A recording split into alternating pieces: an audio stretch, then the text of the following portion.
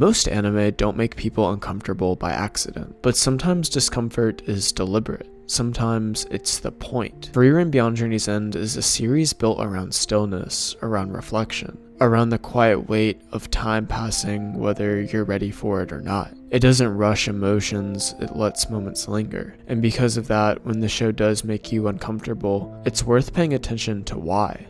Episode 4 uses these uncomfortable moments to tell a story perfectly. Not because anything goes wrong, but because the episode quietly removes a safety net the characters have relied on up until this point, and forces two characters to exist without it. And that's unsettling. Episode 4 of Frieren Beyond Journey's End is the most uncomfortable episode in the series, and it's now one of my favorites.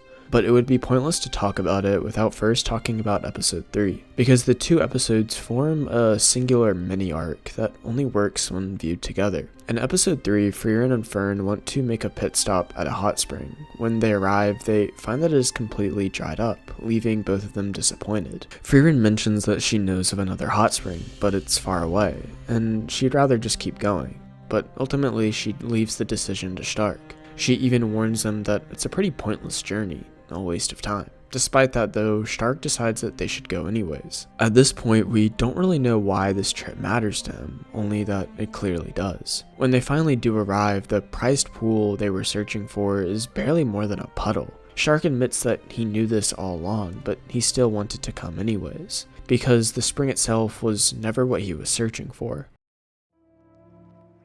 Stark is an inexperienced warrior. He ran away from home after watching everything he was supposed to protect burn in front of him. After being taken in by Aizen, he found a new identity, both as a warrior and a protector. His master is one of the few people that is important to him in his life, and becoming someone like him is what Stark aspires to be. He wasn't searching for a treasure, but for a mindset, one shaped by following in his master's footsteps. Aizen once told him that this adventure that he is now going on himself was irreplaceable, and Stark wanted to understand why. エトバスさんの人はまさかの足湯だった。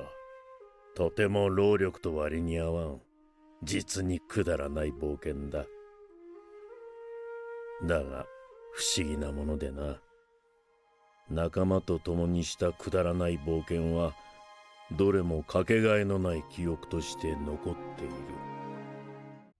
He came here not because the pool itself was pretty pathetic, but because of the shared experience. You see, people so caught up in ridiculous adventures and journeys, they really can't do anything besides be themselves, and that authenticity is what makes moments like these special. You don't have time to plan for anything else. You don't have time to put up the walls that you usually do. The 2-episode mini-arc thematically represents that it isn't the destination or the journey that holds the most value. The treasures may be shallow, the journey might be ridiculous, but sharing them and growing alongside others, that is what gives it meaning.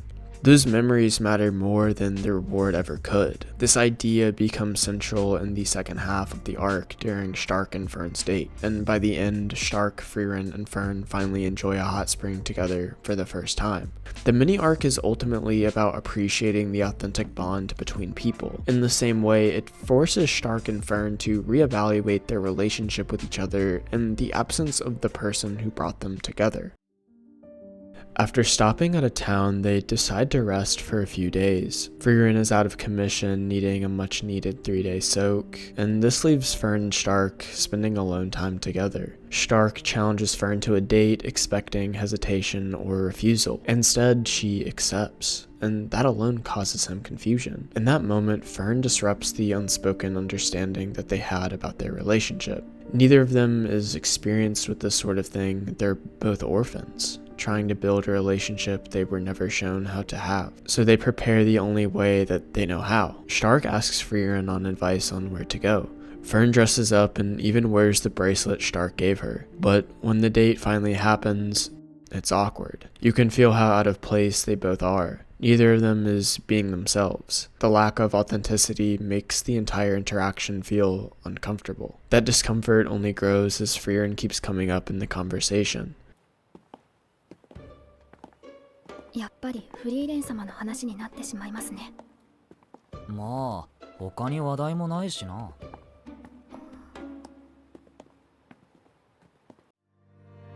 It's during this episode that Fern slowly realizes something unsettling. Her relationship with Stark could be entirely reliant on their proximity to Frieren, and that realization is scary. When they're usually together, Frieren is there unintentionally removing the intimacy that comes from two people being alone. When she's absent, she dominates the conversation, the atmosphere. It's all they talk about. It's all they seem to have in common. That realization is uncomfortable, it's sad, and deeply disappointing to the girl, because it forces Fern to question whether her relationship with Stark is real, or just a proxy held together by Frieren's presence. While it may not seem like it at first, Fern cares deeply about her relationships. Everything Fern ever knew was taken from her at an early age. She was left with nothing. Because of that, she clings onto everything she has. She knows what it is like to lose it all, and when she finally did have something again, a father figure, someone who cared about her and brought life back into those dead eyes, he was taken away too. Now she has Frieren, she has Stark.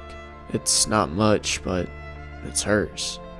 So when Stark was given the option to leave the party before, it terrified her. She had only just gotten him back, and now she's forced to confront the possibility that what she has with him might not even be real. Before this uncomfortable scene can continue though, Stark asks Fern if she's not having fun, and this completely slices through the cold atmosphere. Afterwards, they shed the masks of what they think the other person wants to see, and just be themselves. And suddenly, they are back to normal, enjoying the rest of their afternoon. This is why the episode was uncomfortable, because neither of them was being authentic, what this whole mini-arc was about. It's only when they let go of what brought them together that the tension finally breaks. They stop being Frieren's party members, the mage and the warrior, and become simply Fern and Stark.